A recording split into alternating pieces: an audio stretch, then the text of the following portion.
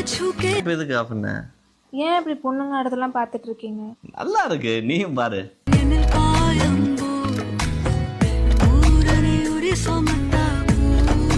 இது எதுக்குடி? அது உங்களுக்கு சொன்னா புரியும்.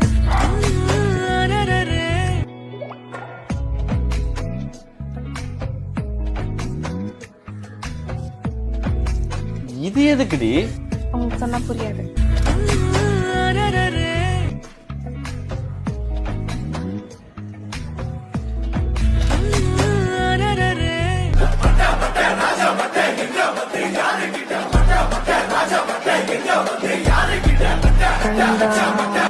இதெல்லாம் உன் மேல இருக்க பாசத்துல எடுத்த நினைச்சியா? நல்லா இருக்கு, நீயும் பாரு.